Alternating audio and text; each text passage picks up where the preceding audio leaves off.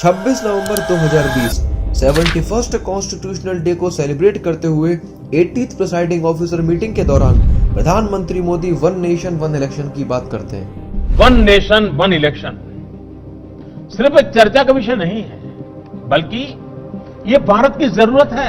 2 सितंबर 2023 one nation one election को देश भर में कैसे अप्लाई किया जाए, इसके लिए फॉर्मर प्रेसिडेंट रामनाथ कोविंद के चेयरमैनशिप में एक हाई लेवल कमेटी को बनाया जाता है। ये हाई लेवल कमेटी 14 मार्च 2024 को अपनी रिपोर्ट प्रेसिडेंट द्रौपदी मुर्मू को सबमिट कर देती है।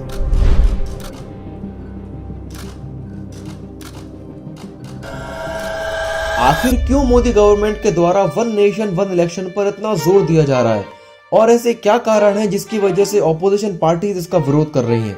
समझते हैं इस पूरे कंसेप्ट को आज की इस वीडियो में।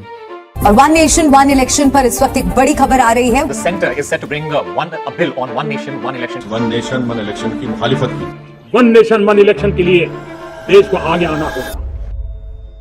सबसे पहले जानते हैं कि इंडिया में इलेक्शंस किन लेवल्स पर होते हैं और कौन इन इलेक्शंस को कंडक्ट करवाता है। इंडिया में इलेक्शंस 3 लेवल पर होते हैं: सेंट्रल लेवल, स्टेट लेवल और लोकल लेवल।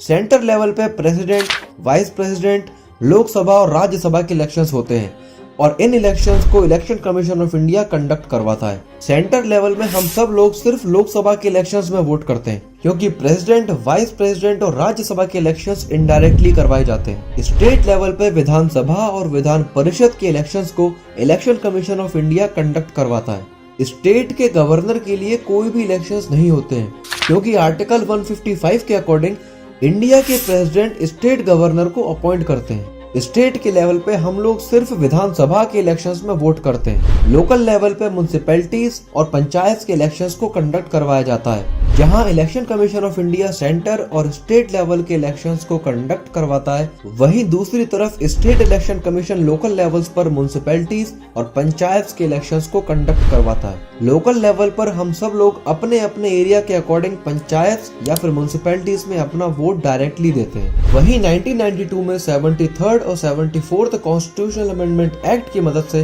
पंचायत और अर्बन लोकल बॉडीज को कॉन्स्टिट्यूशनल स्टेटस दे दिया जाता है। यहाँ वन नेशन वन इलेक्शन का मतलब ये है कि देश में एक फेज में ही सारे इलेक्शंस को कंडक्ट करवा लिया जाएगा, जिससे आम जनता बार बार परेशान ना हो और गवर्नमेंट भी अपने फंक्शंस को अच्छे से कर सके। विवेक देबरॉय और किशोर देसाई के 2017 के discussion paper analysis of simultaneous elections, the what, why and how के कंक्लूजन को ध्यान से देखिए। पिछले 30 सालों में एक भी साल ऐसा नहीं गुजरा जिसमें किसी स्टेट असेंबली या लोकसभा के इलेक्शंस ना हुए हों। इलेक्शन कमीशन ऑफ इंडिया की स्टैटिस्टिक रिपोर्ट से हमको पता चलता है कि 2014 से 2018 तक किन किन स्टेट्स में इलेक्शंस हुए। अगर इन 5 सालों का एवरेज निकाला जाए तो हर साल इंडिया में 6.2 स्टेट्स के इलेक्शंस को कंडक्ट करवाया जाता है। इलेक्शंस के दौरान बार बार सिक्योरिटी और रिसोर्सेज के मोबिलाइजेशन पर गवर्नमेंट को बहुत सारा पैसा खर्च करना पड़ता है, जिसकी वजह से वन नेशन वन इलेक्शन की डिमांड इंक्रीज होती जा रही है। लेकिन वन नेशन वन इलेक्शन कोई नया कंसेप्ट नहीं है। इंडिया में 1952 से 1967 तक वन नेशन वन इलेक्शन ही एप्लीकेबल था। अक्टूबर 1951 से फरवरी 1952 में लोकसभा और विधानसभा के इलेक्शंस को करवाया जाता है। अप्रैल 1952 में राज्यसभा के इलेक्शंस को करवा लिया जाता है। वहीं मई 1952 में प्रेसिडेंट और वाइस प्रेसिडेंट के इलेक्शंस को करवा लिया जाता है। लेकिन 1967 के बाद हमें इस सिस्टम में कुछ चेंजेस देखने को मिलते हैं। इंडियन कॉन्स्टिट्यूशन के पार्ट 5 आर्टिकल 56 के अकॉर्डिंग प्रेसिडेंट का टेन्योर 5 साल का होता है। 1967 में जाकिर हुसैन इंडिया के 3rd प्रेसिडेंट बनते हैं, लेकिन उनके टर्म कंप्लीट होने के 3 साल पहले ही 1969 में उनकी डेथ हो जाती है। इसी वजह से वीवी गिरी जो अगले राष्ट्रपति बनते हैं वो 5 साल के लिए बनते हैं, ना कि जाकिर हुसैन के बचे हुए 3 सालों के लिए। इसी वजह से प्रेसिडेंट के इलेक्शंस को 3 साल पहले करवा लिया जाता है। अगर हम इंडिया के पीएम की टेन्योर हिस्ट्री देखें तो जवाहरलाल नेहरू के बाद 1964 से 1999 तक पॉलिटिकल इंस्टेबिलिटी साफ दिखाई देती है। 1964 में जवाहरलाल नेहरू की डेथ के बाद 13 दिन के लिए गुलजारी लाल नंदा को एक्टिंग पीएम बनाया जाता है। 9 जून 1964 में लाल बहादुर शास्त्री पीएम बनते हैं, लेकिन अनफॉर्चुनेटली उनकी भी डेथ 1966 में हो जाती है और वो भी अपने 5 साल के टेन्योर को पूरा नहीं कर पाते हैं। फिर 1966 में इंदिरा गांधी प्राइम मिनिस्टर बनती हैं और 1977 तक प्राइम मिनिस्टर की पोस्ट को अपने पास रखती हैं। इसी दौरान 42nd कॉन्स्टिट्यूशनल अमेंडमेंट एक्ट 1976 की मदद से लोकसभा के टेन्योर को 5 साल से बढ़ाकर 6 साल कर दिया जाता है। आप अपनी स्क्रीन पर 1952 से 2014 के लोकसभा टेन्योर को देख सकते हैं। 20th सेंचुरी के लास्ट के डिकेड में इंडियन पब्लिक को समझ आने लगा पॉलिटिकल स्टेबिलिटी बहुत इंपॉर्टेंट है। पॉलिटिक्स और पॉलिटिक्स से जुड़ी डेवलपमेंट को लेकर लोगों में अवेयरनेस बढ़ती जा रही थी। इसी अवेयरनेस का असर हमको 1999 के इलेक्शंस में देखने को मिलता है, जब अटल बिहारी वाजपेयी पीएम बनते हैं और 2004 में अपना टेन्योर को कंप्लीट करते हैं। अगर इकोनॉमिक डेटा देखें तो जहां अनस्टेबल गवर्नमेंट्स ने 1994 से 1999 के टाइम पीरियड में जीडीपी में अप्रॉक्स $139 बिलियन को इंक्रीज किया, वहीं 1999 से 2004 में एक स्टेबल गवर्नमेंट ने जीडीपी में $255 बिलियन को इंक्रीज किया। आम जनता को भी समझ आने लगा कि पॉलिटिकल स्टेबिलिटी बहुत इंपॉर्टेंट है किसी भी नेशन की डेवलपमेंट के लिए। अब ऐसा नहीं है कि वन नेशन वन इलेक्शन की डिमांड पहली बार सामने आई हो। इंडिया में मेजॉरिटी इलेक्शंस को कंडक्ट कराने वाली इलेक्शन कमीशन ऑफ इंडिया ने भी अपनी फर्स्ट एनुअल रिपोर्ट सितंबर 1983 में साइमल्टेनियसली इलेक्शंस की डिमांड को रखा। साथ ही साथ इसके फेवर में 7 पॉइंट्स भी बताए। 1999 में भी लॉ कमीशन ने अपनी 170th रिपोर्ट चैप्टर 11 में भी लोकसभा और विधानसभा के इलेक्शंस को एक साथ कंडक्ट कराने को रिकमेंड किया और इलेक्टोरल रिफॉर्म्स की भी बात करी। 2014 के बीजेपी मैनिफेस्टो में भी वन नेशन वन इलेक्शन की बात को रखा गया। 2015 में 79th पार्लियामेंट्री कमेटी रिपोर्ट ने भी साइमल्टेनियस इलेक्शंस को रिकमेंड किया। 2017 की नीति आयोग की रिपोर्ट में भी वन नेशन वन इलेक्शन पर जोर दिया गया। 2019 के बीजेपी मैनिफेस्टो में वापस वन नेशन वन इलेक्शन की बात को रखा गया। 2019 में दिल्ली में एक ऑल पार्टी मीटिंग को अनाउंस किया जाता है। इस मीटिंग को 19 पॉलिटिकल पार्टीज अटेंड करती हैं। 19 पॉलिटिकल पार्टीज में से 16 political parties one nation one election के फेवर में वोट करती हैं, वहीं 3 पॉलिटिकल पार्टीज इसके अगेंस्ट में वोट करती हैं। ये जो 3 पार्टीज थी जिन्होंने वन नेशन वन इलेक्शन के अगेंस्ट में वोट दिया था, वो थी कम्युनिस्ट पार्टी ऑफ इंडिया, जिसको लीड कर रहे थे सीताराम येचुरी, जिनकी रिसेंटली डेथ हो चुकी है। रिवॉल्यूशनरी सोशलिस्ट पार्टी, जिसको लीड कर रहे थे क्षिति गोस्वामी, और AIMIM पार्टी, जिसको लीड कर रहे थे असदुद्दीन ओवैसी। 2 सितंबर 2023 फॉर्मर प्रेसिडेंट रामनाथ कोविंद की चेयरमैनशिप में एक हाई लेवल कमेटी को बनाया जाता है जो वन नेशन वन इलेक्शन के इम्प्लीमेंटेशन के ऊपर काम करेगा। इस कमेटी में टोटल 8 मेंबर्स थे। Ramnath Kovind, Amit Shah, Harish Salve, Adhir Ranjan Chaudhary, Ghulam Nabi Azad, NK Singh, doctor Subhash Kashyap, Sanjay Kothari. यहाँ पर अधीर रंजन चौधरी कमेटी से रिजाइन कर देते हैं क्योंकि वो बीजेपी के टर्म्स एंड कंडीशन से सेटिस्फाई नहीं थे। आगे जाके अर्जुन राम मेघवाल और नितिन चंद्र को इस कमेटी में शामिल किया जाता है। इस रिपोर्ट में कहा गया, अगर सभी पॉलिटिकल पार्टीज तैयार हों तो वन नेशन वन इलेक्शन को 2029 तक लागू किया जा सकता है। 2029 तक इलेक्शंस की इंस्टेबिलिटी को स्टेबल करने के लिए 2 फेजेस में इलेक्शंस होंगे। पहले फेज में 6 स्टेट में इलेक्शंस होंगे जिनकी वोटिंग नवंबर 2025 में होगी। इसमें बिहार, असम, केरल, तमिलनाडु जैसे स्टेट्स शामिल हैं। सेकेंड फेज में 18 स्टेट्स में इलेक्शंस होंगे जिनकी वोटिंग दिसंबर 2026 में होगी। 2029 के इलेक्शंस में स्टेबिलिटी लाने के लिए इन सभी स्टेट्स के टाइम पीरियड को कम या बढ़ाया जा सकता है। अगर इसको एग्जांपल से समझें तो अगर किसी स्टेट का टाइम पीरियड 2030 में कंप्लीट हो रहा है तो उसे 1 साल कम कर दिया जाएगा। वहीं दूसरी तरफ अगर किसी स्टेट का टाइम पीरियड 2028 में कंप्लीट हो रहा है तो उसे 2029 तक बढ़ा दिया जाएगा। इन दोनों फेजेस के कंप्लीट हो जाने के बाद सभी विधानसभा का टेन्योर 2029 तक पूरा हो जाएगा। वन नेशन वन इलेक्शन की रिपोर्ट को तैयार करने से पहले 7 देशों की इलेक्शन प्रोसेस को एनालाइज किया गया, जिसमें Sweden, Belgium, Germany, south Africa, Indonesia, Japan और फिलीपींस जैसे देश शामिल हैं। अब बात करते हैं वन नेशन वन इलेक्शन को इंडिया में क्यों लाना चाहिए और इससे क्या क्या फायदे हो सकते हैं। सबसे ज्यादा फायदा होगा गवर्नेंस में। भारत में हर 5 से 6 महीने में कोई न कोई इलेक्शंस आ जाते हैं। इसकी वजह से गवर्नमेंट हमेशा इलेक्शन मोड में रहती है। गवर्नमेंट अपने बड़े इंपॉर्टेंट डिसीजन लेने में डरती है क्योंकि आगे उनको किसी दूसरे स्टेट में इलेक्शन दिखाई दे रहे होते हैं। गवर्नमेंट उन डिसीजन को इलेक्शन के बाद अप्लाई करने की कोशिश करती है, तब तक किसी और स्टेट में इलेक्शंस आ जाते हैं। इससे गवर्नेंस की एफिशिएंसी बहुत कम हो जाती है और डेवलपमेंट काफी हैम्पर होता है। जैसे ही इलेक्शन शेड्यूल अनाउंस होता है, election commission of India model code of conduct MCC को इम्पोज कर देता है, जिससे फ्री और फेयर इलेक्शंस को करवाया जा सके। MCC model code of conduct को चुनाव आचार संहिता भी कहते हैं। एमसीसी में कुछ रूल्स एंड रेगुलेशंस होते हैं जो पॉलिटिकल पार्टीज और सिटीजन्स को फॉलो करना पड़ता है, जिसकी वजह से गवर्नमेंट और सिटीजन्स का रूटीन डिसमेंटल हो जाता है। जिन फाइनेंशियल एड पॉलिसीज पर गवर्नमेंट काम कर रही थी उनको कुछ समय के लिए रोक दिया जाता है, क्योंकि एमसीसी के दौरान कोई भी गवर्नमेंट फाइनेंशियल स्कीम को अनाउंस नहीं कर सकती। इलेक्शन कमीशन ऑफ इंडिया के अकॉर्डिंग एमसीसी का एवरेज टाइम पीरियड एक साल में 2 महीने का होता है। डेटा को देखें तो ये एवरेज टाइम पीरियड 4 महीने से ज्यादा का हो चुका है। अगर एक साल में ऑन एन एवरेज एमसीसी का टाइम पीरियड 4 महीने रहेगा तो इससे आम जनता को बहुत ज्यादा प्रॉब्लम होगी। वन नेशन वन इलेक्शन की मदद से इलेक्शंस पर हो रहे एक्स्ट्रा एक्सपेंडिचर को कम किया जा सकता है। Election commission of India pocket book 2015-16 और सेंटर फॉर मीडिया स्टडीज के इस डेटा पर फोकस कीजिए, जहां 1952 में इलेक्शन एक्सपेंडिचर 10.45 करोड़ रहा, वहीं 1998 में 9000 करोड़ तक हो जाता है। सेंटर फॉर मीडिया स्टडी के डेटा के अकॉर्डिंग 2024 के इलेक्शंस में ये अमाउंट 1.35 लाख करोड़ तक पहुंच जाएगा, जो कि मोस्ट एक्सपेंसिव इलेक्टोरल इवेंट बन जाएगा पूरे वर्ल्ड में। यहाँ पर सेंटर फॉर मीडिया स्टडीज कोई छोटी ऑर्गेनाइजेशन नहीं है, ये इलेक्शंस को 35 ईयर से लगातार मॉनिटर कर रहे हैं। इलेक्शन कमीशन ऑफ इंडिया के according one nation one election के बाद हम इलेक्शन पर हुए टोटल एक्सपेंडिचर में से 23% अमाउंट को सेव कर सकते हैं। इलेक्शंस एक तरह से डायरेक्टली प्रोपोर्शनल होते हैं करप्शन के, मतलब जितने ज्यादा इलेक्शंस होंगे उतना ज्यादा करप्शन होगा। इंडिया में ऑन एन एवरेज हर 6 महीने में इलेक्शंस आ जाते हैं, तो इलेक्शन कैंपेन करने के लिए पॉलिटिकल पार्टीज को फंड की जरूरत पड़ती है। Election commission of India election campaign को सभी कैंडिडेट के लिए इक्वल बना सके एक एक्सपेंडिचर लिमिट उनके ऊपर इम्पोज कर देती है।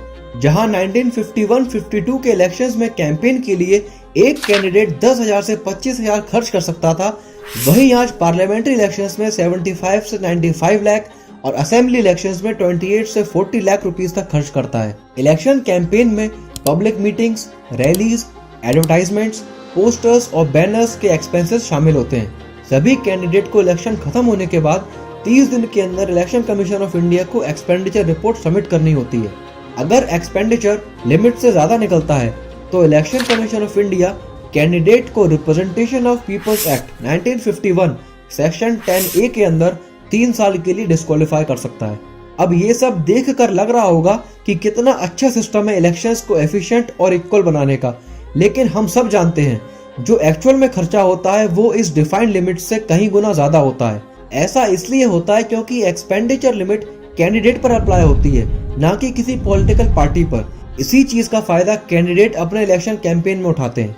हालांकि हर पॉलिटिकल पार्टी को भी 90 दिन के अंदर अपनी expenditure report election commission of India को देनी होती है, लेकिन अब इतना सारा पैसा आएगा कहां से? तो गवर्नमेंट करप्ट प्रैक्टिसेस में इंडल्ज हो जाती है और पॉलिटिकल पार्टीज क्रॉनिक कैपिटलिज्म पर काम करने लगती हैं। क्रॉनिक कैपिटलिज्म का मतलब जब रूलिंग पॉलिटिकल पार्टी या गवर्नमेंट के द्वारा पॉलिसीज को अमीर लोगों के फायदे के लिए बनाया जाए।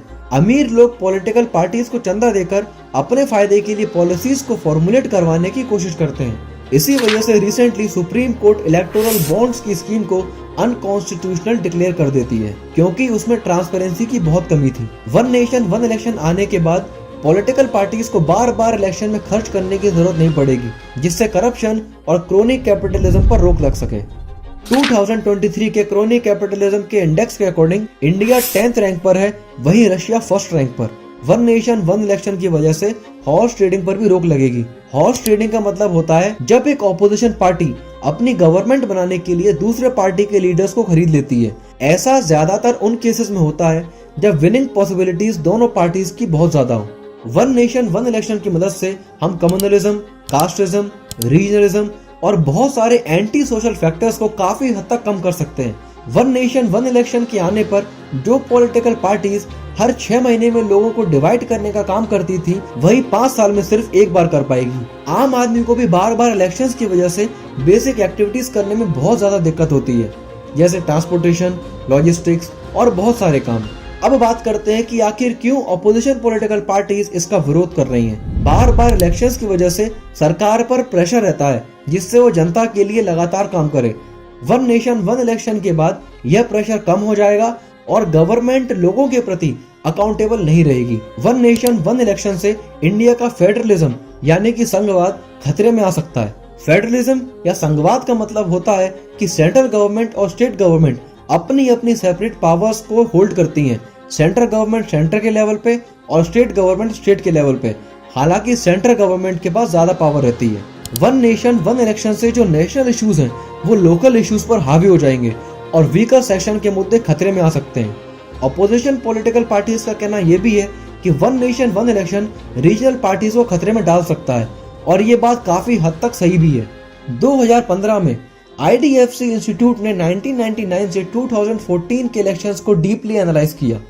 उन्होंने अपनी फाइंडिंग में पाया कि अगर सेंटर और स्टेट के इलेक्शंस एक साथ कंडक्ट करवाए जाएं तो 77% चांसेस है कि वोटर सेंटर और स्टेट लेवल पे सेम पार्टी को वोट देगा। 1999 के इलेक्शन डेटा के अकॉर्डिंग जिन स्टेट्स में साइमल्टेनियस इलेक्शन हुए वहां पर 68% लोगों ने सेंटर और स्टेट लेवल पे सेम पार्टी को वोट दिया। वही ये परसेंटेज 2014 में 68 से बढ़कर 86% तक हो जाता है। और अगर सेंटर और स्टेट के इलेक्शंस एक साथ कोइंसाइड नहीं करते तो यह परसेंटेज 77% नहीं 61% होगा। इसी वजह से ऑपोजिशन पॉलिटिकल पार्टीज ये एज्यूम कर रही हैं कि इंडिया में वन नेशन वन इलेक्शन आने के बाद वन पार्टी रूल ना आ जाए। ऑपोजिशन पार्टीज को यह भी कंसर्न है कि India parliamentary form of government से प्रेसिडेंशियल फॉर्म ऑफ गवर्नमेंट की तरफ शिफ्ट हो रहा है। वन नेशन वन इलेक्शन की वजह से इलेक्शन कमीशन ऑफ इंडिया की पावर इंक्रीज हो जाएगी और स्टेट इलेक्शन कमीशन की पावर कम हो जाएगी। तो ये सारे आर्गुमेंट्स ऑपोजिशन पॉलिटिकल पार्टीज ने वन नेशन वन इलेक्शन के खिलाफ में दिए। लेकिन रियलिटी में ऐसे कौन से चैलेंजेस और कंसर्न हैं, आइए उन्हें समझने की कोशिश करते हैं। फेडरलिज्म पर वन नेशन वन इलेक्शन का इम्पैक्ट पड़ सकता है। कंसर्न की बात यह है कि one nation one election one party one election में कन्वर्ट ना हो जाए, क्योंकि एक प्रभावशाली पॉलिटिकल लीडर रीजनल इलेक्शंस पर इफेक्ट डाल सकता है। लेकिन ऐसा होने के चांसेस भी बहुत कम है। इंडियन पॉपुलेशन अब स्प्लिट वोटिंग के कंसेप्ट को समझने लगी है। स्प्लिट वोटिंग का मतलब है जब एक वोटर सेंटर और स्टेट के लेवल पे दोनों अलग पार्टीज को वोट देता है। स्प्लिट वोटिंग के एग्जांपल के तौर पे 2014 और 2019 के दिल्ली लोकसभा और विधानसभा इलेक्शंस के रिजल्ट को देखते हैं, जहां पर 2014 में बीजेपी को लोकसभा इलेक्शंस में 7 सीट्स मिली, वहीं 2015 में आम आदमी पार्टी को विधानसभा में 67 सीट्स मिली और बीजेपी को सिर्फ 3। अगर 2019 के इलेक्शंस की बात करें तो बीजेपी को लोकसभा में 7 सीट्स मिली, वहीं 2020 के विधानसभा के चुनाव में आम आदमी पार्टी को 62 सीट्स मिली। ये साफ साफ स्प्लिट वोटिंग के कंसेप्ट को और जनता की बढ़ती अवेयरनेस को दिखाता है।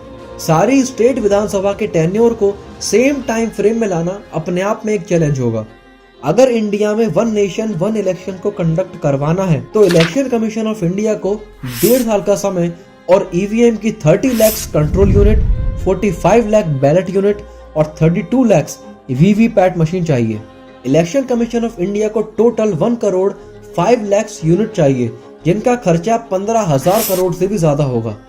अगर लोकसभा और विधानसभा के इलेक्शंस के साथ लोकल बॉडीज के इलेक्शंस को भी मिला दिया जाए तो यह खर्चा और भी बढ़ सकता है।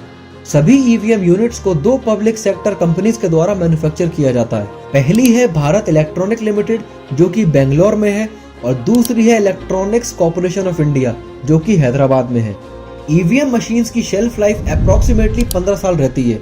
इनका मेंटेनेंस भी अपने आप में एक बड़ा चैलेंज है। राहुल गांधी जी तो वैसे भी कहते हैं कि ईवीएम हटाओ, ईवीएम हटाओ। ये पूरा हिंदुस्तान कह रहा है कि ईवीएम में कमी है। हम इलेक्शन कमीशन के यहाँ गए, वो सुनने को तैयार नहीं है। 14 मार्च 2024 रामनाथ कोविंद अपनी हाई लेवल कमेटी की 18,626 पेज की रिपोर्ट को प्रेसिडेंट द्रौपदी मुर्मू को सबमिट करते हैं। वन नेशन वन इलेक्शन के इम्प्लीमेंटेशन से पहले हाई लेवल कमेटी के द्वारा बहुत सारे फीडबैक्स लिए गए। हाई लेवल कमीशन ने टोटल 62 पॉलिटिकल पार्टी से फीडबैक लिया, जिसमें से 47 पार्टीज ने अपना फीडबैक दिया। 47 पार्टीज में से 32 पार्टीज ने इसके फेवर में वोट किया और 15 पार्टीज ने इसके अगेंस्ट में वोट किया। Former chief justice of India से भी फीडबैक लिया गया, जिसमें चारों चीफ जस्टिस ने इसके फेवर में वोट किया। Former chief justice of high court से भी फीडबैक लिया गया, जिसमें 12 चीफ जस्टिस में से 9 चीफ जस्टिस ने फेवर में वोट किया, वहीं 3 चीफ जस्टिस ने इसके अगेंस्ट में वोट किया। फॉर्मर चीफ इलेक्शन कमिश्नर से भी इसका फीडबैक लिया गया और सारे कमिश्नर्स ने इसके फेवर में वोट किया। फॉर्मर स्टेट इलेक्शन कमिश्नर से भी इसका फीडबैक लिया गया। 8 में से 7 कमिश्नर्स ने फेवर में वोट किया और 1 ने अगेंस्ट में वोट किया। BCI, एसोचैम, FICCI, CII जैसी इंस्टीट्यूशन के हेड से भी फीडबैक लिया गया, जिसमें सभी ने वन नेशन वन इलेक्शन के सपोर्ट में वोट किया। वन नेशन वन इलेक्शन की रिपोर्ट में आम जनता से भी रिस्पॉन्स मांगा गया, जिसमें गवर्नमेंट को वेबसाइट की मदद से 5232 रिस्पॉन्स मिले, जिसमें से 3837 वोट्स फेवर में थे और 1395 वोट्स अगेंस्ट में। गवर्नमेंट को पोस्ट की मदद से 154 रिस्पॉन्स मिले, जिसमें से 109 फेवर में थे और 45 अगेंस्ट में। गवर्नमेंट को ईमेल की मदद से 16,172 रिस्पॉन्सेज मिले, जिसमें से 13,396 वोट्स फेवर में थे और 2,776 वोट्स अगेंस्ट में।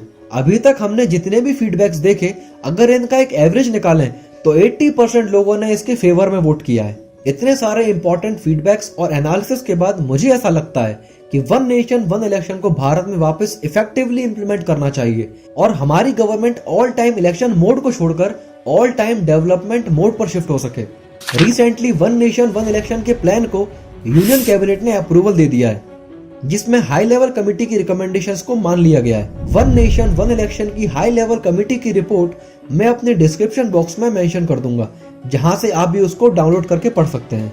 इंडिया की डेमोक्रेसी को वन नेशन वन इलेक्शन क्या रिजल्ट देता है ये तो वक्त ही बताएगा, लेकिन आप अपनी राय कमेंट सेक्शन में जरूर बता सकते हैं। Thank you so much.